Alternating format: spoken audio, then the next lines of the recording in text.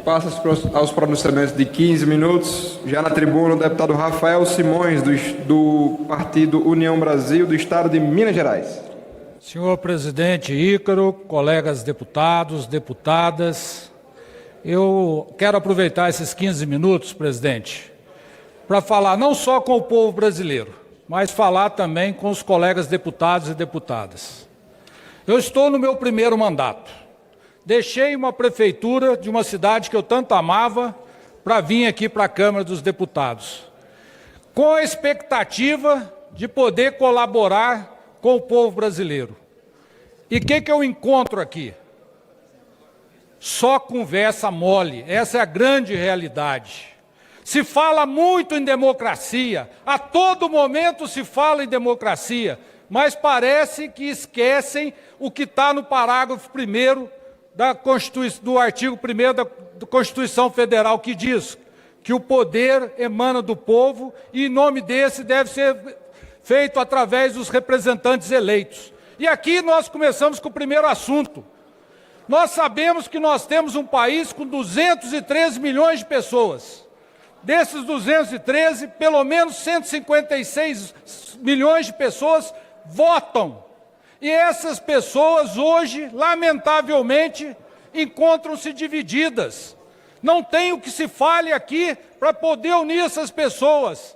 Mas nós que estamos aqui representando 213 milhões de pessoas, temos que trazer para a pauta aquilo que é caro ao nosso povo, para ganhar ou para perder. E aqui é o assunto da anistia. Por que não colocamos na casa para votar? Se vamos ganhar ou vamos perder, quem vai decidir é a maioria.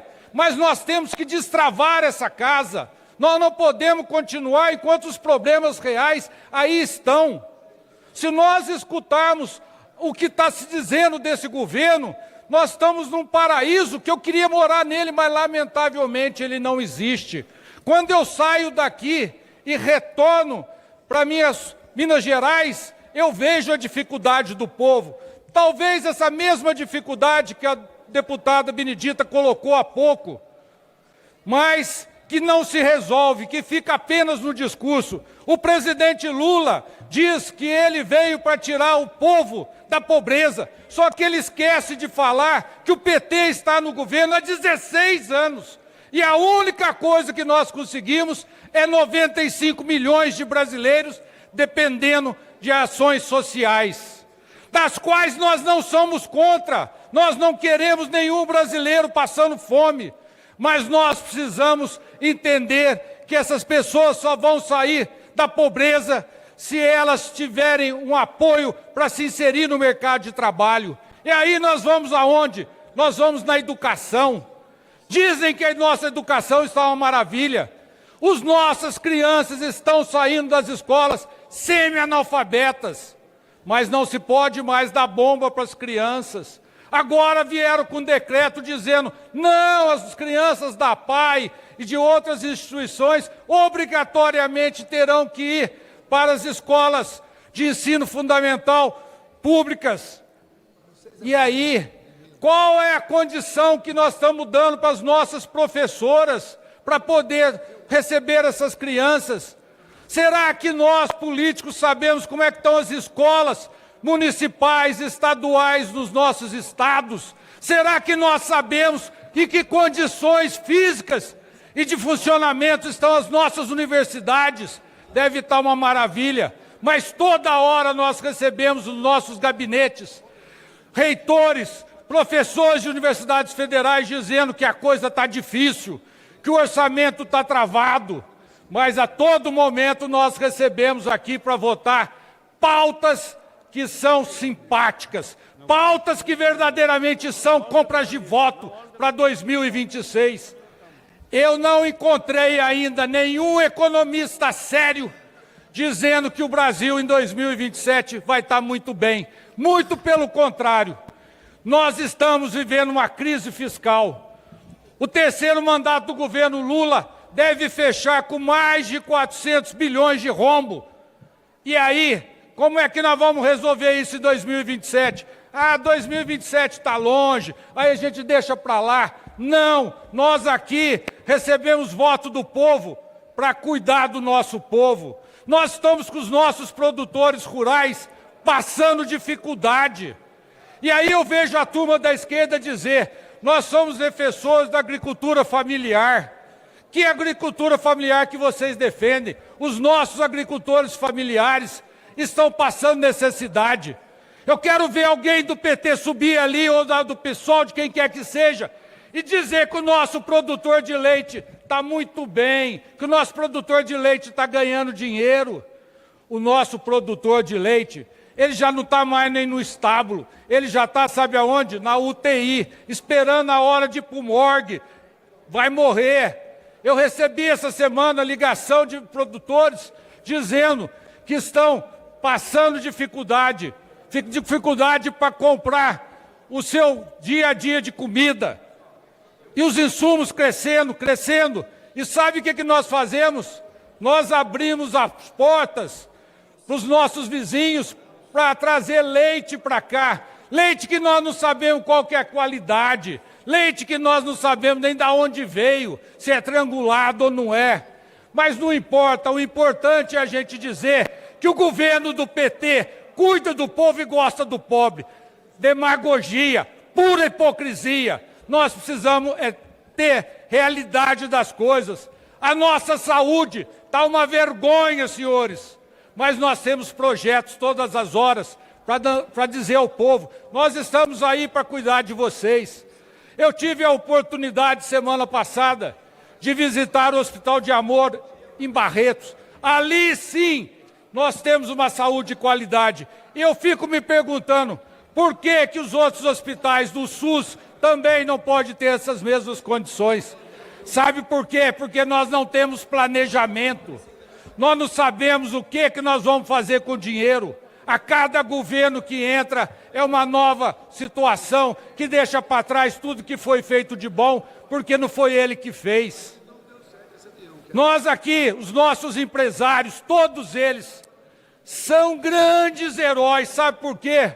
Porque eles investem o dinheiro dele num país que não tem segurança jurídica.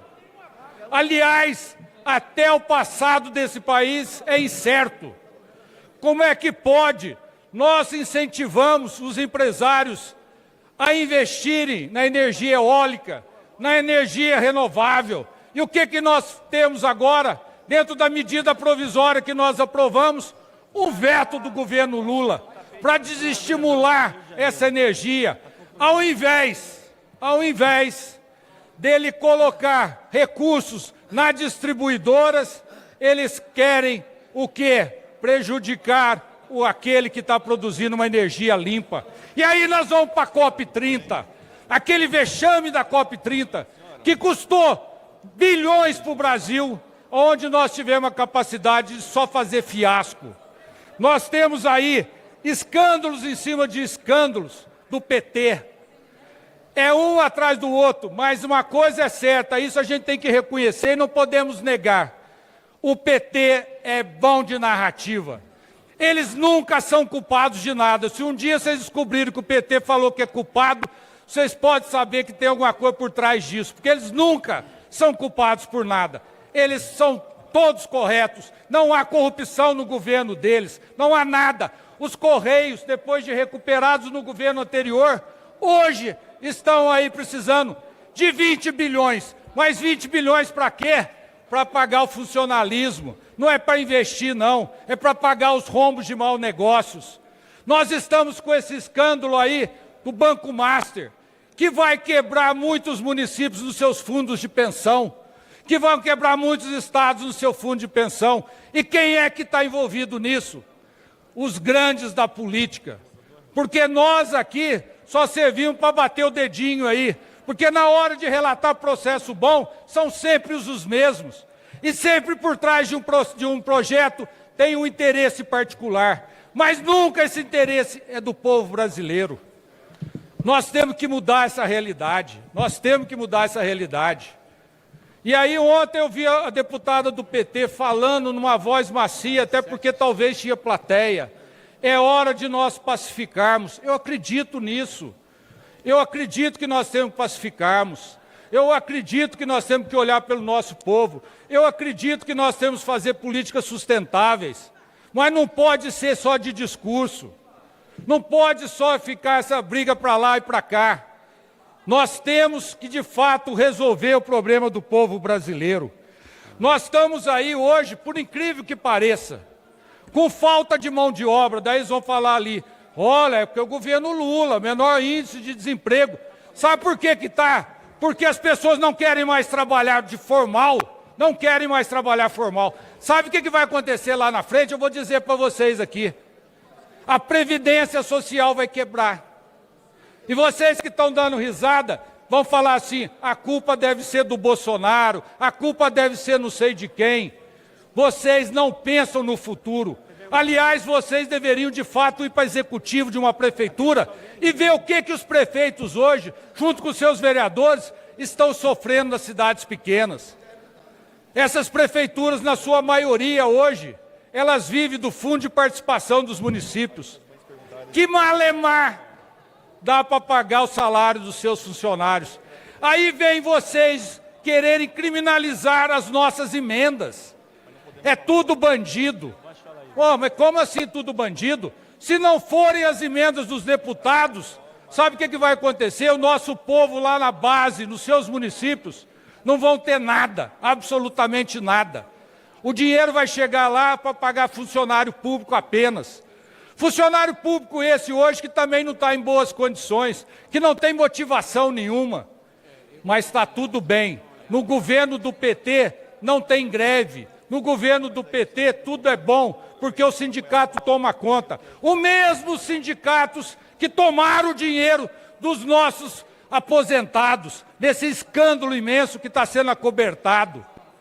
Mas ninguém fez nada. O dinheiro sumiu, mas não está tudo certo. Deve ser culpa de alguém. Nós não podemos mais permitir isso, pessoal. Porque eu tenho conversado com cada um dos deputados. Todo mundo desanimado de ficar nesse plenário. Plenário hoje que está vazio. O colega que estava aqui falou, é uma vergonha, nós saímos dos nossos estados para vir votar uma pauta igual essa que está aqui. Isso é uma vergonha. Quem que está pagando a nossa vinda para cá, nosso avião, a nossa estadia? O povo brasileiro. E o que o povo brasileiro quer? Quer soluções, quer resolução, quer saúde de qualidade. Ele não quer só promessa. E é o que nós recebemos todos os dias. Promessa atrás de promessa. E as coisas não acontecem. Eu sou um cara que gosta de ir em supermercado. Eu estou horrorizado de ver o preço das coisas do supermercado. Ah, não, o arroz está barato, o feijão está barato, como se pobre só comesse arroz e feijão. Isso é uma vergonha.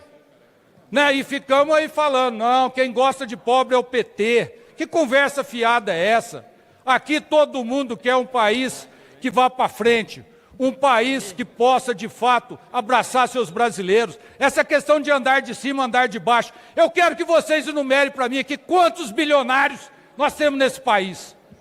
E como é que taxa bilionário? Não taxa bilionário aqui, não taxa bilionário em lugar nenhum do mundo, porque o dinheiro deles é volátil. Se você taxar aqui, ele vai para outro lugar. E aí quem está pagando a conta é a classe média. Que para eles é o andar de cima. Esse é o andar de cima. É a classe média que trabalha, que batalha, que estuda, que quer melhorias. Essa é o andar de cima. Eu quero ver a hora que esses empresários, esses heróis, resolverem parar de investir nesse país. Eu quero ver o que vai acontecer. Até porque o dinheiro externo já não vem mais para cá porque não tem segurança jurídica.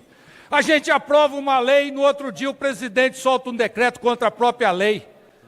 E aí, quando a gente vota aqui e consegue sancionar, o que acontece? O braço do PT, o PSOL, vai para o Supremo Tribunal Federal e ganha no tapetão. E o que nós estamos fazendo aqui? É melhor dissolver essa Câmara, é melhor dissolver o Senado. Entrega para eles de uma vez. Agora, nós não podemos ficar de 4 aqui, não. Nós não podemos, nós temos que lutar. E nós queremos, nesse momento, pedir ao presidente Hugo Motto que coloque essa pauta da anistia. Se vamos ganhar ou se vamos perder, é o povo que está decidindo através dos seus representantes legais. Mas nós precisamos dar uma resposta. Nós precisamos imediatamente dar a oportunidade do povo de ver quem é quem nessa história. E aí sim, nós vamos esse Brasil. Mas de contrário, nós vamos seguir aqui nessa luta desnecessária. Então, senhor presidente, eu quero aqui pedir que a minha falha seja registrada no Voz do Brasil. Ela foi mais um desabafo, porque eu tenho certeza que a turma da esquerda tem sempre um contraponto e uma narrativa para nossas falas. Eles são uma beleza, eles só têm que explicar aonde está esses 400 bilhões que vai ter aí de rombo dentro do orçamento. Muito obrigado, presidente.